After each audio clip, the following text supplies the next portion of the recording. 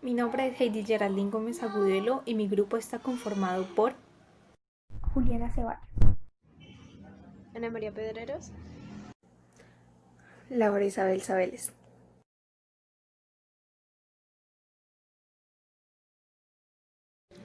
Definición: son el conjunto de elementos que nos proporciona la Tierra sin la intervención del hombre.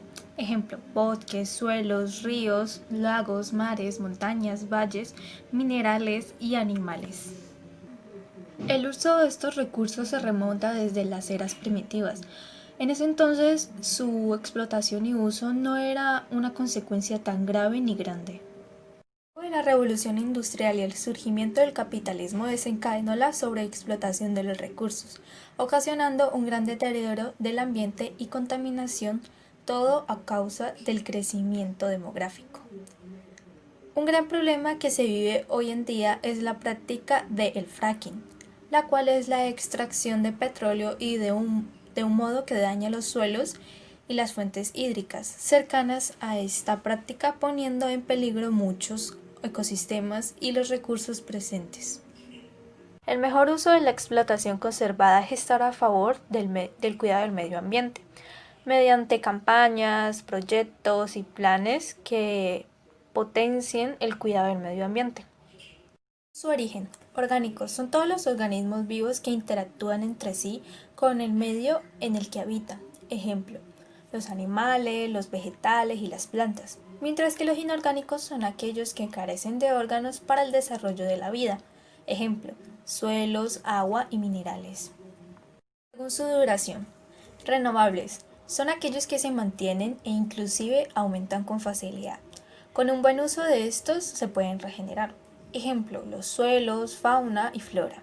Los no renovables: estos existen en cantidades limitadas y por su uso constante al tiempo se pueden agotar. Ejemplo: los animales en vías de extinción o los elementos para producir energía, como el petróleo. Permanentes son los que pueden ser usados por el ser humano, por lo que se acaban y no pueden regenerarse por medio de ciclos naturales. Ejemplo: energía eólica, solar y mareomotriz.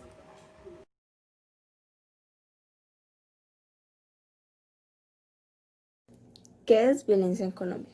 Es como se denomina el periodo histórico de Colombia entre el siglo XX, donde surgieron los enfrentamientos entre el Partido Liberal y el Partido Conservador. De haberse declarado una guerra civil, se caracterizaría por ser una guerra extremadamente violenta, ya que en ese tiempo ocurrieron asesinatos, agresiones, persecuciones, destrucción a la propiedad privada y el terrorismo al alineamiento político. Durante este periodo, varios personajes o bandas de ambos bandos enfrentados surgieron, unos como los llamados chivalitas, que eran originarios de Boyacá, o los pájaros, originarios del Valle del Cauca, que fueron como los más representativos o más famosos en estos incidentes. Consecuencias debido a la violencia en Colombia. Una de ellas sería la violación de los derechos humanos, el desplazamiento interno forzado, la explotación de los recursos naturales y el irrespeto a los derechos fundamentales como a la vida, la integridad personal y la libertad individual. Esto afecta a niños, niñas, mujeres cabezas de hogar, jóvenes, adultos mayores y las minorías étnicas. La crisis humanitaria que vive Colombia por el fenómeno por el desplazamiento forzado, es considerada como la peor crisis humanitaria del hemisferio occidental y la tercera en el mundo después de la República del Congo y de Sudán. Más pobreza y menos educación. Es el deterioro del sistema educativo formal, tanto en su calidad como en su gestión. Otras consecuencias. La violencia extendida, incluso perpetrada por menores de edad, ha dado lugar a sufrida inseguridad ciudadana, específicamente en las grandes ciudades, donde el auge delictivo y narcotráfico. Represión política generada por el enfoque de cada grupo guerrillero que les da el dominio de un territorio en particular y concretamente. Se ve una gran pérdida de relación entre los sectores rural y urbano. Desde el sector rural se encuentran aislados y por lo tanto se ve un gran atraso en el sistema educativo y cultural y una gran cantidad de inseguridad y de violencia. Disminución de la inversión y producción en el sector rural. Algunas de las consecuencias son la inseguridad en las zonas de conflicto, la producción normal y el sector agrario y la falta de salud, educación, saneamiento y saneamientos básicos. El traslado de cultivos ilícitos ha generado la deforestación y un fuerte daño ecológico a las riquezas naturales. El Estado ha tenido que designar grandes recursos para sostener la guerra y el conflicto interno.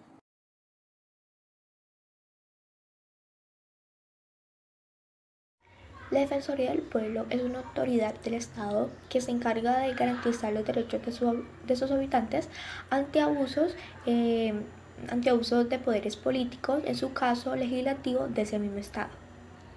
Funciones.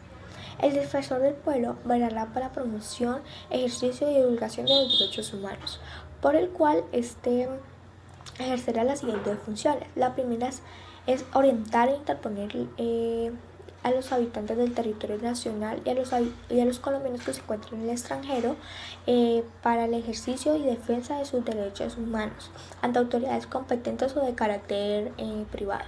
La segunda es divulgar los derechos humanos y recomendar políticas de enseñanza. La tercera es invocar el derecho de habeas corpus e interponer las acciones de tutela. La cuarta es organizar y dirigir la defensoría pública en términos que señale la ley. Y la quinta es interponer acciones populares en asuntos relacionados con su competencia. La Contraloría General de la República es el máximo órgano de control fiscal. Como tal, este tiene la misión de procurar el buen uso de los recursos y bienes públicos y contribuir a la modernización del Estado, mediante acciones de mejoramiento continuo en las distintas entidades públicas. Funciones. El propósito y funciones y estructura de la Constitución Política de la República, según el artículo 98 y 99 son: la primera, la función jurídica, que se refiere al poder político estatal separado; la segunda, la función de auditoría e investigaciones especiales; la tercera, la contabilidad general de la nación; y la cuarta, su juzgamiento de cuentas. La Procuraduría General de la Nación es la entidad que representa a los ciudadanos ante el Estado. Es el máximo organismo del Ministerio Público. Además, este está conformado por la Defensoría del Pueblo y las personerías. Funciones. Primero es velar con el cumplimiento de las disposiciones constitucionales y legales, como las judiciales y administrativas. La segunda es velar por el ejercicio diligente y eficiente de las funciones públicas, sobre el control de gestión sobre ellas, ya que a los servidores públicos se le podrán exigir que cumplan con sus funciones y información que se sea necesaria. La tercera es realizar visitas a entidades particulares o estatales que cumplen la función de servidores públicos por una persona que lo haya solicitado, para así ver que se estén protegiendo los recursos públicos y garantizar el cumplimiento de los principios de acuerdo a la función pública. La cuarta es vigilar el cumplimiento de las políticas relacionadas con la descentralización administrativa y el ordenamiento territorial. El ejercicio de la autonomía de los derechos de las entidades territoriales, promover las acciones cuando se desborden los límites de la autonomía, ya que muchas de estas desconocen las entidades territoriales. Y la quinta es velar por la eficiencia de la prestación de los servicios públicos.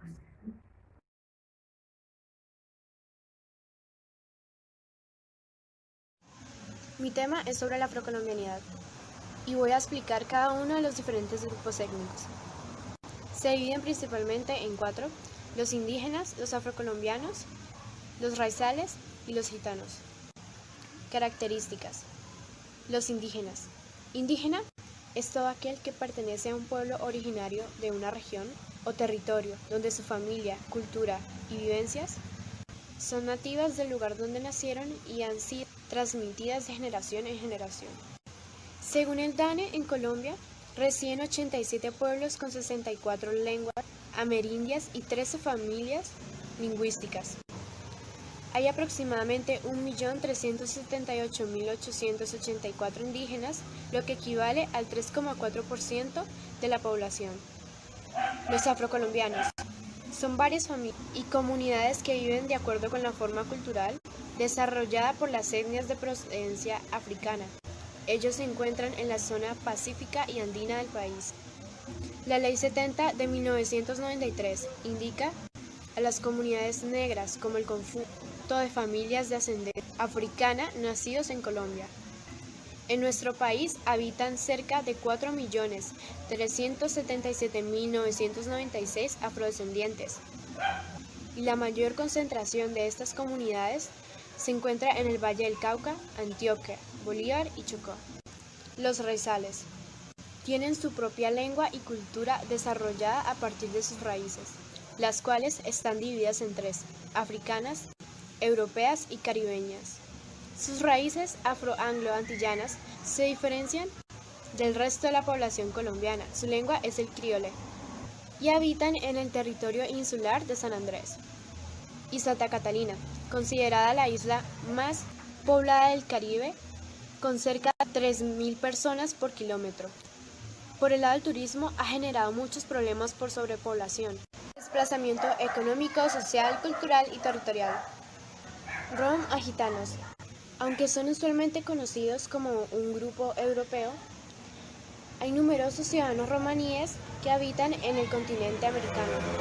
Desde 1997, el Estado colombiano les ha reconocido legalmente como una minoría étnica, junto con los indígenas y los afrocolombianos. Muchas gracias.